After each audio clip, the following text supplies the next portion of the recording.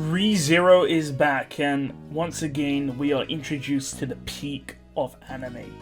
Now, the opening of the episode was quite interesting for all of us, because if you're a big ReZero fan and you've watched my videos before, you would have known that I believe that this scene that you're seeing on screen would be censored, because this is quite, out there for ReZero. There's a lot of fan service, there's a lot of boobs jiggling around, and so everyone, and myself included, believed that this scene would be censored, considering other characters such as Liliana was censored, and so was Capella. But I guess because Priscilla is obviously quite busty, that's the reason why it was not touched at all. I actually think it's a good thing, because it means that ReZero won't really be censored when it comes to sexual content, unless it involves lolly type characters.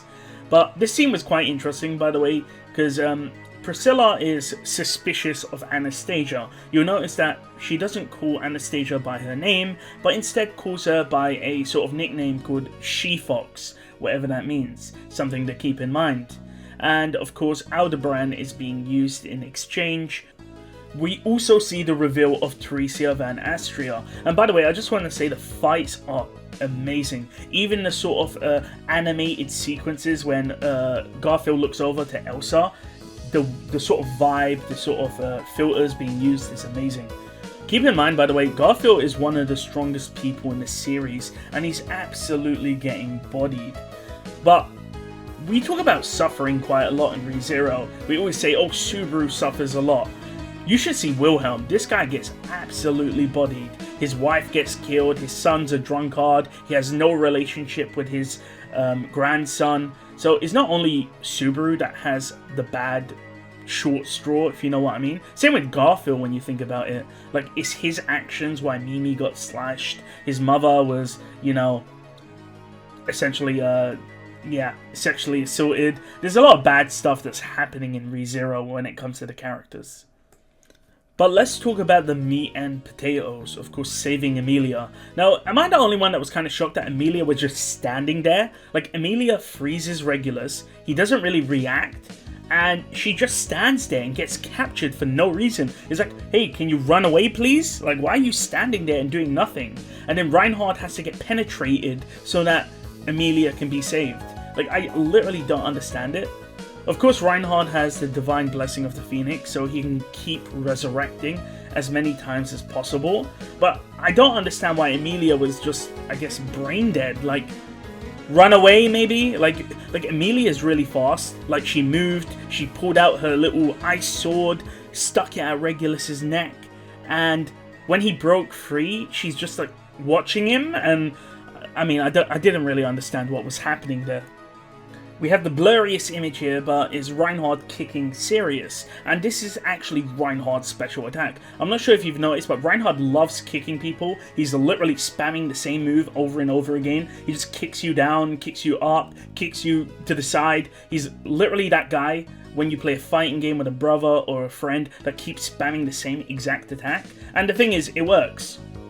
I liked the interactions between Subaru and Emilia, but again, the fight was the best thing ever. Regulus just pops up and Reinhard's like, not today, and just knocks him to the wall. Reinhard appears behind Regulus and spam kicks him again. Just watch the clip. Literally, he just teleports behind Regulus and just kicks him in the arse. It's like Reinhard cannot be stopped. He just gets violated over and over again. Like, just pause for a second. Imagine you're talking mad shit and your opponent literally backshots you, and then not only that, you start doing backflips in the air and your face looks like this. Like, you've just absolutely been violated. So I'm not sure how Regulus has any, like, pride. Like, how can he even talk after getting absolutely humiliated like this? Another huge section was Otto with Lai batting Kaitos. Now, the thing to really take into account here is that Otto is weak, right? But you can see he's still pressing forward. He always has a game plan. He always has tricks in his sleeve. He doesn't sort of back away. Yes, he's sort of cowardly, but Otto is a dangerous person. He's very tactical. There was also a section which was quite interesting, which was Lai batting Kaitos not liking Otto because he was a merchant. This idea of someone putting money on people's lives, the idea that everything has value, not sort of doing things because they're good. It's just mainly that merchants are selfish and they only look out for themselves, which is quite interesting because it tells you a bit about Lai's character. Now, in reality, we haven't got anything about Lai's backstory, but this is the sort of reason why there's a theory that Lai was actually a sort of slave, a sort of debt slave that belonged to a sort of merchant. So a lot of people have sort of discussed that when it comes to Lai's backstory. It's very easy to see the Sin Archbishops as horrible people, and that's how the author of ReZero does sort of describe them, because they are horrible people, but it's interesting that maybe their situations has sort of warped them into why they are the way they are. And we do know that witch factors can do that. I mean, look at the Witch of Envy. We know that Satella is a nice person, but she's all deranged and crazy because the witch factor she took in made her essentially crazy. The main thing that also happens with Julius and Ricardo is that they meet Roy Alphard, and the most interesting thing here is the fact that when Julius uses his Al Closeria attack, that Roy Alphard calls Julius brother, which is of course foreshadowing, but it's really important to show you why ReZero is such an amazing show, because there's so much foreshadowing and it's really easy to miss it. Of course, the ending is a cliffhanger with Capella appearing in front of Felix and Krush. I remember Krush is out of action and Felix is not a fighter, and this is of course a Sin Archbishop. But by the way, this just shows you that Capella is not a dumb person. Capella is actually very, very smart. You have Beetlejuice, you have Sirius, you have Regulus. All of these people are not really intelligent, they act on emotions, but Capella is actually someone that will think things through. If this situation is advantageous to her, she will jump in and she will swoop. So interesting to see what happens next. Overall though, it was an amazing first episode. Of course, it's going to take some time to build up that sort of steam so we can get to true ReZero peakness, but it was an amazing episode.